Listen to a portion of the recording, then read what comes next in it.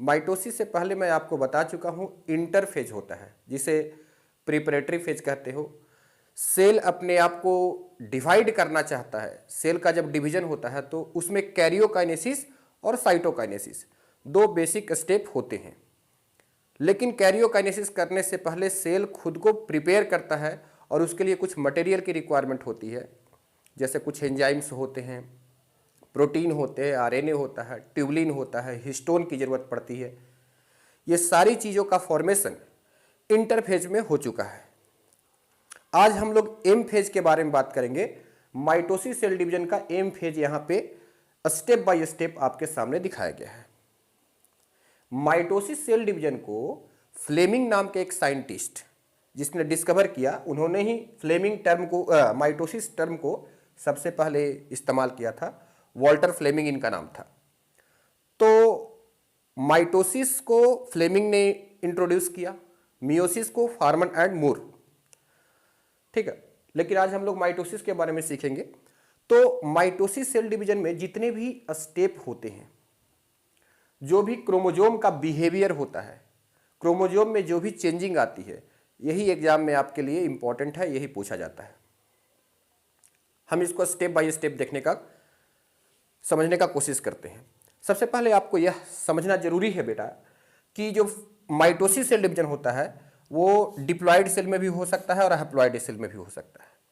Mitosis cell division diploid cell में भी हो सकता है और हैप्लॉयड सेल में भी हो सकता है।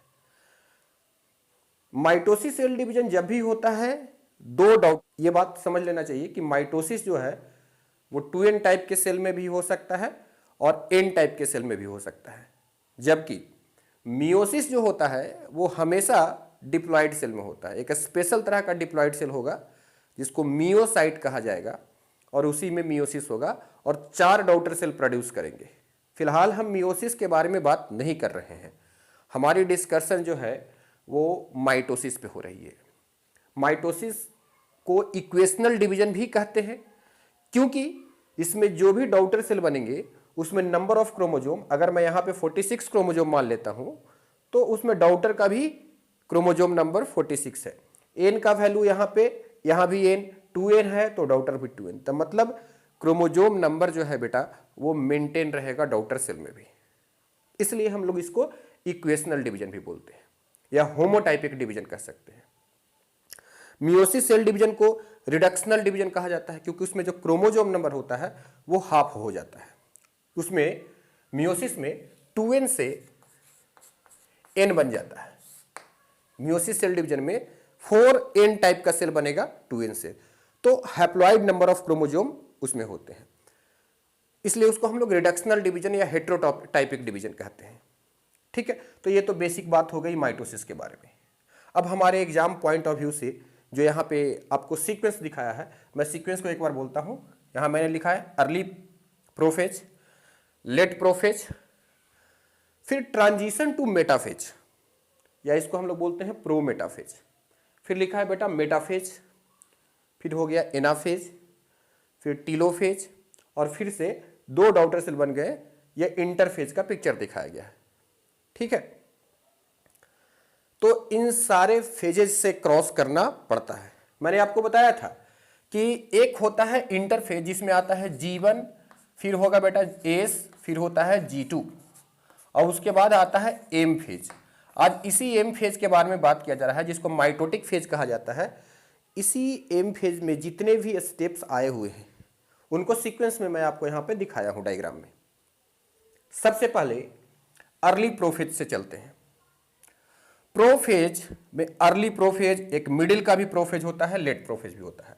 अर्ली प्रोफेज में आप देख पा रहे हैं बेटा कि यहाँ पे न्यूक्लियस है और ये न्यूक्लियस क्या होता है कि धीरे धीरे डिसअपीयर होना शुरू होता है, और वो आपको लेट प्रोफेज में दिखाई दे रहा है कि न्यूक्लियर मेम्ब्रेन पूरी तरीके से टूट चुका है लेकिन फुल्ली डिसअपीयर्ड नहीं हुआ है। आप देखो न्यूक्लियर मेम्ब्रेन जो होता है वो डिसअपीयर्ड हो चुका है, डिसअपीयर हो रहा है, तो यहां से ही वो स्टार्ट हो जाता है। अच्छा, इसमें न्यूक्लियोलस भी होता है बेटा, न्यूक्लियस, तो न्यूक्लियोलस भी डिसअपीयर हो रहा है यहाँ पे। ठीक है, तो अगर हमें ये क्वेश्चन पूछा जाए कि न्यूक्लियर मेम्ब्रेन फुल्ली डिसअपीयर्ड पूरी तरीके से डिसअपियर्ड हो जाएगा तो हम बोलेंगे ट्रांजिशन टू मेटाफेज, या इसको प्रोमेटाफेज बोलते हैं।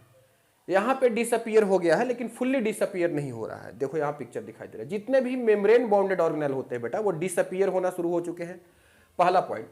दूसरा पॉइंट, यहाँ पे सेंट्रियोल होता है, तो जो सेंट्रियोल होता है वो मूव करके यहाँ पे एक सेंट्रियोल है, और जो अच्छा सेंट्रोजोम कहाँ पे डुप्लीकेट किया था, सेंट्रोजोम का डुप्लीकेशन जो हुआ है बेटा वो एस फेज में हो चुका है, G1 S G2 S phase में सेंट्रोजोम डुप्लीकेट हो चुका है, और जो भी सेंट्रोजोम डुप्लीकेट हुआ है वो अपोजिट पोल की तरफ मूव करना शुरू करेगा। तो देखो सेंट्रियोल जो है, सेंट्रोजोम जो है वो इधर आ गया, यहां पे आ गया, ठीक है, यानी ये मूवमेंट यहीं पे स्टार्ट हो गई थी, प्रोफेज में ही सेंट्रियोल का सेपरेशन स्टार्ट हो गया था, ठीक है, और दोनों अपोजिट एंड पे पहुंच चुके हैं, ठीक है।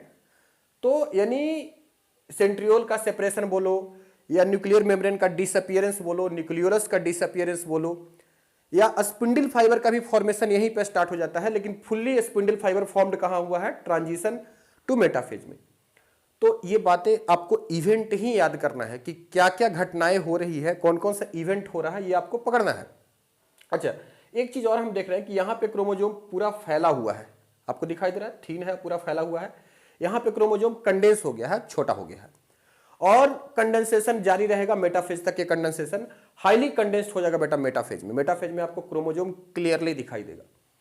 अच्छा, ट्रांजिशन टू मेटाफेज में जाओ तो क्या देखने को आपको मिल रहा है कि स्पिंडल फाइबर पूरी तरीके से बन चुका है, और जितने भी क्रोमोजोम हैं वो सारे क्रोमोजोम स्पिंडल फाइबर से, इसको बोलते हैं बेटा ये स्पिंडल फाइबर हो गया, ये क्या हो गया, स्पिंडल फाइबर।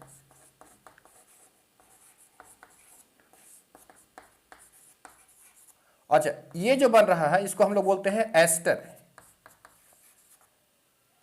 एस्टर बोलते हैं, या इसको एस्ट्रल रेज बोला जाता है।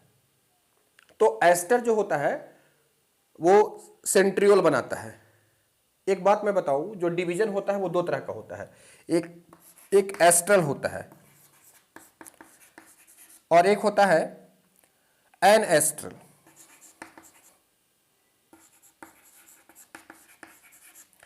इसको हम लोग एम्फी एस्ट्रल भी बोलते हैं, एस्ट्रल को एम्फी भी बोलते हैं, एम्फी एस्ट्रल। एम्फी एस्ट्रल का मतलब क्या हो गया, सही में, एम्फी मतलब होता है ट्रू, तो ट्रू यानी एस्टर बनेगा। तो एस्टर कहां पे बनता है, जहां पे बेटा सेंट्रियोल होगा, सेंट्रियोल होगा उसमें एस्टर का फॉर्मेशन होता है, और यहीं से सेंट्रियोल से ये स्पिंडल फाइबर बना हुआ है। प्लांट के सेल में, ये एनिमल सेल में हो गया, एनिमल के सेल में होता है, और ये प्लांट के सेल में होता है। प्लांट के सेल में एस्ट्रल का फॉर्मेशन नहीं होता है, एस्ट्रल रेज जो बनते हैं इस तरीके से जो इमिटिंग, क्योंकि प्लांट में सेंट्रोजोम नहीं होता है, और सेंट्रोजोम नहीं रहेगा तो ये स्ट्रक्चर का फॉर्मेशन नहीं होगा। ये क्वेश्चन आपसे एग्जाम में पूछा जा सकता है कि एस्ट्रल कहां पे होता है और एम्फी एस्ट्रल कहां पे होता है। एम्फी एस्ट्रल हो गया बेटा एनिमल सेल में, और एस्ट्रल डिवीजन कहां पे होता है, प्लांट के सेल में। ये बात हमको पता होना चाहिए। तो यहाँ पे आप देखिए, जब सेंट्रोजोम एक दूसरे से सेपरेट होकर के अपोजिट एंड पे पहुंच चुके हैं तो इनके बीच में स्पिंडल फाइबर बन चुका है, ठीक है। ये स्पिंडल फाइबर जो होता है वो ट्यूबुलिन प्रोटीन का बना हुआ होता है, तो ये इस तरीके से स्पिंडल फाइबर बन चुके हैं, है ना। अब जो है ये स्पिंडल फाइबर और एस्टर, ये दोनों को मिला करके स्पिंडल एपरेटस कहा जाता है ना। ये दोनों को अगर हम कंबाइंडली बोले तो ये दोनों को क्या कहा जाएगा, स्पिंडल एपरेटस, ठीक है, स्पिंडल एपरेटस कहा जाएगा। तो ये पूरी तरीके से स्पिंडल एपरेटस हुआ। अब ये इसमें क्या हुआ है, क्रोमोजोम स्पिंडल फाइबर से जाकर के अटैच हो चुका है। क्रोमोजोम क्या हो रहा है बेटा, स्पिंडल फाइबर से जाकर के अटैच हो चुका है। लेकिन कहां पे अटैच हुआ है, देखो होता क्या है कि अगर मैं तुम्हें थोड़ा सा दिखाऊं इसको तो देखो कैसे होता है।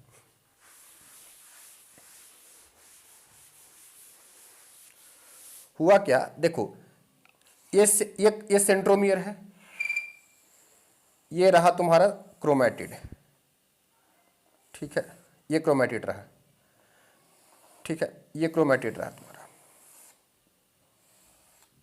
ठीक है ना बेटा। यहां पे होता है प्रोटीन का बना हुआ डिस्क रहता है, काइनेटोकोर उसको बोलते हैं सेंट्रोमियर के अंदर में। तो यही इसी से आकर के ज्वाइंट हो जाता है बेटा। ये जो पॉइंट ज्वाइंट हुआ है यहाँ पे, जो स्पिंडल फाइबर ज्वाइंट हुआ है, ये सेंट्रोमियर के अंदर में एक स्ट्रक्चर है जिसका नाम है काइनेटोकोर। ठीक है, वो प्रोटीन का बना हुआ है, प्रोटीन डिस्क, डिस्क के आकार का स्ट्रक्चर होता है। ठीक है, तो प्रोटीन का डिस्क बना हुआ होता है जिसको काइनेटोकोर। अच्छा, एक सेंट्रोमियर में कितने काइनेटोकोर है? तो 2 काइनेटोकोर है, क्योंकि 2 क्रोमैटिड्स है यहाँ पे, तो इसलिए 2 काइनेटोकोर है। और इधर से एक काइनेटोकोर से अटैच हो गया, इधर से एक काइनेटोकोर से अटैच हो गया। ये क्वेश्चन पूछा जा सकता है कि क्रोमोजोम के किस पार्ट से जाकर के स्पिंडल फाइबर अटैच होता है? तो सेंट्रोमियर के काइनेटोकोर। अगर ऑप्शन में सेंट्रोमियर दिया हुआ है और काइनेटोकोर दिया हुआ है और एक ही ऑप्शन हमें सर्च करना है, तो आंसर है काइनेटोकोर। अगर काइनेटोकोर ऑप्शन में नहीं है तो ऐसे कंडीशन में आप सेंट्रोमियर आंसर लगा सकते हो कि स्पिंडल फाइबर सेंट्रोमियर से अटैच होता है। बट एग्जैक्ट पॉइंट कहां है? काइनेटोकोर। तो इसका सबसे सटीक जवाब, सबसे सही आंसर क्या है? काइनेटोकोर है। आपको समझ में आया? अब और आगे जाओगे तो ये ट्रांजिशन का मतलब क्या होता है कि एक बीच का स्टेज, आपने केमिकल रिएक्शन वगैरह पढ़ते होंगे तो ट्रांजिशन फेज दिखाया जाता है, एक बीच का स्टेज। ना ही तो परफेक्टली इसको प्रोफेज कहा जा सकता है, ना ही परफेक्टली इसको मेटाफेज कहा जाता है। तो ये इसलिए हम इसको बोलते हैं प्रो मेटाफेज, है ना। पूरी तरीके से ना मेटा है ना पूरी तरीके से प्रो है। तो प्रोफेज और मेटाफेज के बीच में एक स्टेज आ रहा है जिसको बोलते हैं प्रो मेटाफेज, जहां पे आपको nuclear membrane clearly completely disappeared हो चुका है, ये बात याद रखना है। ठीक है। अच्छा, मेटाफेज में जाया है बेटा तो आपको देखो न्यूक्लियस सब बिल्कुल नहीं दिखाई दे रहा है ना। अब यहां पे जितने भी क्रोमोजोम है वो सब लाइन से आ चुके हैं, एक लाइन पे आ चुके हैं बेटा, एक सामने सामने सामने आ चुका है। तो यहां पे क्या हुआ है कि chromosomes are arranged at equatorial plate, इसको हम लोग बोलते हैं, जो लाइनिंग बना हुआ बेटा इसको हम इमेजिनरी इक्वेटोरियल प्लेट।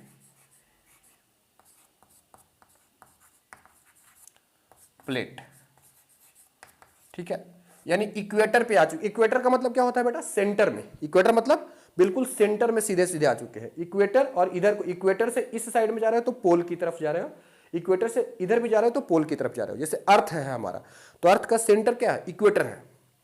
तो ये इक्वेटर पे आ चुके हैं लाइन पे, इसलिए इसको बोलते हैं इक्वेटोरियल लाइन या इक्वेटोरियल प्लेट या मेटाफेजिक प्लेट भी इसको कहा जाता है।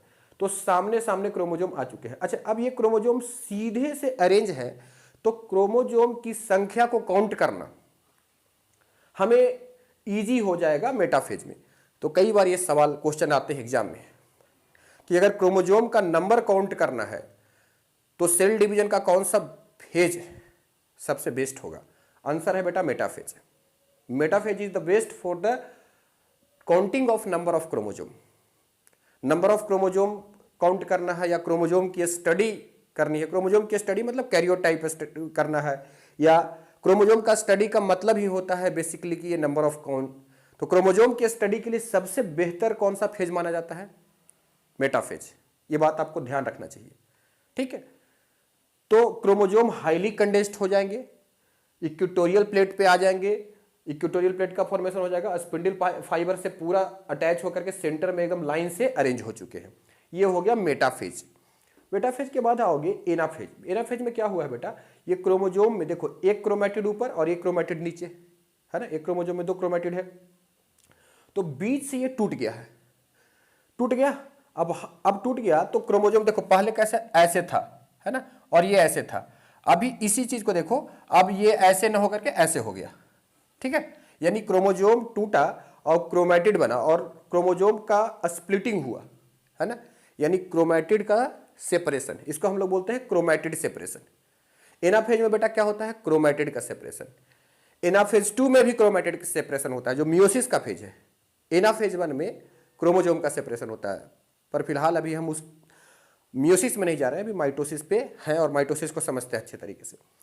तो यहाँ पे क्रोमैटिड का सेपरेशन हो गया और जो सिस्टर क्रोमैटिड है वो अपोजिट, जैसे इसका एक क्रोमैटिड है वो अपोजिट इधर जा रहा है, ऊपर की तरफ जा रहा है, और इसका नीचे की तरफ जा रहा है। तो सारे क्रोमैटिड अपोजिट पोल की तरफ मूव करने शुरू कर गए और ओरिएंटेशन चेंज हो गया बेटा। अच्छा, क्रोमोजोम को तोड़ने के लिए खींचना पड़ता है, सेंट्रोमियर के पॉइंट से यहाँ पे खींचना पड़ता है। तो आप जानते हो क्रोमोजोम 4 प्रकार के होते हैं, उसका जो शेप होता है सेंट्रोमियर के पोजीशन के आधार पे वो 4 प्रकार का होता है। मेटासेंट्रिक, सब मेटासेंट्रिक, टीलोसेंट्रिक और एक्रोसेंट्रिक। अब जैसे मान लो कि यहाँ पे सेंट्रोमियर है, यहाँ पे इस बीच बीच पॉइंट में यहाँ पे सेंट्रोमियर है, तो क्रोमोजोम को खींचा जाएगा तो कुछ ऐसे हो जाएगा, यानी वी शेप्ड स्ट्रक्चर बन जाएगा, मेटासेंट्रिक। तो एल शेप्ड स्ट्रक्चर बन सकता है, वी शेप्ड स्ट्रक्चर हो गया, या फिर रॉड शेप्ड होता है, ये जो भी होता है आपने पढ़ चुका है प्रीवियस लेक्चर में, प्रीवियस चैप्टर में। तो क्रोमोजोम के शेप आपको एनाफेज में ही अपीयर होंगे। क्रोमोजोम की शेप अगर पहचानना है, देखना है, तो आपको एनाफेज में जाना पड़ेगा। नंबर काउंट करना है, मेटाफेज में जाना पड़ेगा। स्टडी करनी है क्रोमोजोम की, मेटाफेज में जानी पड़ेगी। कुछ पॉइंट है जिसको आप एज इट इज दिमाग में रखो। तो यहाँ पे क्रोमोजोम का क्या हुआ, क्रोमोजोम का स्प्लिटिंग हुआ, सेंट्रोमियर का सेपरेशन हुआ, और से मूवमेंट हो रहा है टुवर्ड्स द अपोजिट पोल। जो उसके क्रोमोजोम के जो सिस्टर क्रोमैटिड टूट चुके हैं वो मूव करके अपोजिट पोल में जा रहे हैं, इधर जा रहे हैं, ठीक है। और ये ऊपर की तरफ आ जाएंगे, यहाँ पे आ जाएंगे, और ये सब क्रोमैटिड क्या हो जाएगा, कंडेंस हो जाएगा।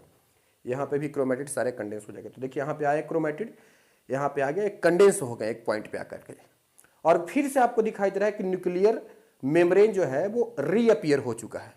तो देखो डिसअपियर कहाँ हुआ था बेटा, कंप्लीटली डिसअपियर हुआ था यहाँ पे, डिसअपियर प्रोफेज में, ठीक है, लेकिन कंप्लीटली डिसअपियर्ड यहाँ पे हुआ। और रीअपियर्ड कहाँ पे हो जाएगा बेटा, टीलोफेज में। तो टीलोफेज में न्यूक्लियर मेम्ब्रेन रीअपियर हो गया, जितने भी माइटोकॉन्ड्रिया थे, गोल्गी बॉडी थे, वो डिसअपियर हो चुके थे, वो फिर से रीअपियर हो जाएंगे। और उसके बाद फिर देखो बेटा, ये यहाँ बीच से सेल आपको दिखाई दे रहा है, एक डिप्रेशन पैदा हुआ है, इसको बोलते हैं फर्रो। ये एनिमल सेल हो रहा है, इसलिए हम लोग यहाँ पे फरोइंग दिखा रहे हैं। तो ये अंदर की तरफ ये ऐसे जा रहा है, अंदर की तरफ जा रहा है, इसको फर्रो बोलते हैं, सेल फर्रो। ये क्या बन रहा है, फर्रो बन रहा है। ये फर्रो क्या होगा, अंदर की तरफ जा रहा है, यानी फर्रो का डायरेक्शन क्या होता है, सेंट्रीपिटल। और प्लांट के सेल में क्या होता है कि प्लांट के सेल में अभी दो न्यूक्लियस बन चुका, अब यहाँ पे देखो साइटोकाइनेसिस हो रहा है। अब फरोइंग हो रहा है मतलब साइटोकाइनेसिस हो रहा है। तो साइटोकाइनेसिस हो गया तो दो डॉटर सेल बन गया। और ये इंटरफेज में है, इंटरफेज में देखो क्रोमोजोम जो होता है वो हाईली कंडेंस्ड होता है, आपको क्लियरली दिखाई नहीं देगा, ठीक है। ये यहाँ पे क्रोमोजोम आपको क्लियरली दिखाई नहीं देगा। तो ये दो डॉटर सेल्स बन चुके हैं और आइडेंटिकल डॉटर सेल है, क्योंकि ये प्रोसेस क्या हो गया है बेटा, माइटोसिस सेल डिवीजन हो गया है, ठीक है। तो यहाँ पे फरोइंग होगा, अंदर की तरफ ये जाएंगे और ऐसे थोड़ा सा और भी डिप्रेशन होगा, और ये कट करके साइटोकाइनेसिस हो जाएगा, साइटोप्लाज्म को डिवाइड कर देंगे दो डॉटर सेल। अगर प्लांट सेल होता तो प्लांट सेल में गोल्गी वगैरह टूट करके फ्रैग्मोप्लास्ट बनाते हैं और अंदर से बाहर की तरफ ये चलते हैं, जो सेंट्रीफ्यूगल होगा, तो उसको सेल प्लेट कहा जाता है। वो प्लांट सेल में सेल प्लेट बनता है। प्लांट सेल में cytokinesis is followed by the formation of cell plate, animal cell में सेल फर्रो, ठीक है। इस तरीके से दो डॉटर सेल। एक बार फिर से मैं बेटा क्विकली रिकैप करता हूं। अर्ली प्रोफेज में हमने क्या देखा, क्रोमोजोम जो था वो हाईली जो है वो कंडेंस्ड होना शुरू हो गया, माने क्रोमोजोम का कंडेंसेशन होना शुरू हो गया। क्रोमोजोम आगे बढ़ते गया और यहाँ आते आते तक लेट प्रोफेज तक हाईली कंडेंस्ड हो चुका है, पूरा कंडेंस्ड हो चुका है। अभी कंडेंसेशन जारी है मेटाफेज तक के, है ना। हाईली कंडेंस्ड क्रोमोजोम पूछे तो मेटाफेज में आपको मिलेंगे, ठीक है, बिल्कुल कंडेंस्ड क्रोमोजोम मिलेंगे, बिल्कुल शॉर्ट एंड थिक क्रोमोजोम मिलेगा, ठीक है। तो ये कंडेंसेशन जारी है, लेकिन यहाँ पे न्यूक्लियर मेम्ब्रेन डिसअपियर हो रहा है और ये कंप्लीटली डिसअपियर यहाँ पे हो चुका है। क्रोमोजोम जो है वो स्पिंडल फाइबर से अटैच हो चुके हैं, स्पिंडल अपरेटस बन चुका है, इक्वेटोरियल प्लेट पर क्रोमोजोम जाकर के अरेंज हो चुका है ना। और ये पिक्चर भी बेटा आइडेंटिफाई करने के लिए आ सकता है, आपके एनसीईआरटी में पिक्चर दिए गए हैं, ठीक है। फिर एनाफेज में सेंट्रोमियर जो है वहां से क्रोमोजोम टूट गया और क्रोमैटिड का सेपरेशन हो गया, अपोजिट पोल की तरफ मूवमेंट हो रही है, आपको दिखाई गई है। सेल फर्रो हो रहा है, साइटोकाइनेसिस हो रहा है, दो डॉटर सेल बन गए, और इस तरीके से माइटोसिस सेल डिवीजन कंप्लीट हुआ। तो इसके इवेंट्स याद रखने हैं कि इवेंट्स क्या क्या हुए हैं, प्रोफेज में क्या क्या इवेंट्स हुआ है ना। सेंट्रोजोम का जो सेपरेशन हुआ है, कुछ एनसीईआरटी पॉइंट बोलता है, उस पॉइंट को आप ध्यान रखो एज इट इज। क्रोमोजोम का कंडेंसेशन, सेंट्रोजोम का सेपरेशन, ये सब जो है मेम्ब्रेन बाउंडेड ऑर्गेनेल होते हैं, उनका डिसअपियरेंस होना, न्यूक्लियोलस का डिसअपियरेंस होना, न्यूक्लियर मेम्ब्रेन का डिसअपियर होना, ये सब प्रोफेज का पार्ट है, ठीक है। मेटाफेज का पार्ट है फॉर्मेशन ऑफ इक्वेटोरियल प्लेट, या जिसको मेटाफेजिक प्लेट बोलते हो, ठीक है। तो ये सब मेटाफेज का पार्ट है बेटा। Chromosomes are aligned at the equator, aligned मतलब सीधे सीधे लाइन में आकर खड़ा हो जाएंगे। क्रोमैटिड का सेपरेशन कहाँ हुआ, एनाफेज में, ठीक है। रीअपियरेंस ऑफ न्यूक्लियर मेम्ब्रेन और न्यूक्लियोलस वगैरह जो भी था उसका रीअपियरेंस टेलोफेज में, ठीक है। तो ये घटनाएं जो है वो याद रखना है आपको, ठीक है। तो अच्छा, अब दूसरे अब और पॉइंट क्या है कि अब ये मियोसिस तो हो गया। अब एक पॉइंट ये है कि भाई माइटोसिस तो हो गया। अब एक पॉइंट ये है कि माइटोसिस होने से क्या फ़ायदा है। माइटोसिस, देखो माइटोसिस का काम क्या है, हमारे बॉडी को ग्रोथ करना, मेंटेनेंस करना, रिपेयर करना। हमारे बॉडी में इसीलिए माइटोसिस होता है। हम एक इतना छोटा बच्चा थे और इतना छोटा से हम इतना बड़ा हो गए, है ना। तो कैसे हो गए, कोई एक प्लांट ग्रो करते चला जा रहा है तो वो क्यों हो रहा है, वो माइटोसिस की वजह से। मान लो कि कोई आदमी का हाथ जो है वो रगड़ जाता है ना, छिल जाता है, कट जाता है, इंजरी हो जाता है, वो फिर से वापस रिपेयर हो जाता है ना। क्यों, माइटोसिस की वजह से। तो माइटोसिस आपके बॉडी में मेजरली तो माइटोसिस ही है, होस्ट सेल डिवीजन हो रहा है, आपके बॉडी का ग्रोथ हो रहा है, मेंटेनेंस हो रहा है, गैमेट वगैरह फॉर्मेशन करना है, स्पोर फॉर्मेशन करना है, तो वहां पे मियोसिस का जरूरत पड़ता है। तो mitosis is for growth and maintenance of the body, body के ग्रोथ करने के लिए, मेंटेनेंस करने के लिए, इसीलिए जरूरी है माइटोसिस। और माइटोसिस बहुत मेजर प्रोसेस है आपके बॉडी का। तो आई होप कि आपको ये वीडियो समझ में आई होगी। अगर आई है वीडियो समझ में, तो आप अपने दोस्तों में शेयर कीजिए, हमें इनकरेज कीजिए, और लगातार हम आपके लिए ऐसा वीडियो बनाते रहेंगे। और नेक्स्ट वीडियो में हम लोग पढ़ेंगे मियोसिस सेल डिवीजन के बारे में, जो बहुत ही इंपॉर्टेंट है बेटा, बहुत ही ज़्यादा इंपॉर्टेंट है। एग्जाम के पॉइंट ऑफ व्यू से मियोसिस से बहुत ज़्यादा क्वेश्चन आते हैं, और कुछ माइटोसिस सेल डिवीजन से न्यूमेरिकल क्वेश्चन होते हैं। न्यूमेरिकल क्वेश्चन मैं आपको बताऊंगा नेक्स्ट वीडियो में। Okay, thank you.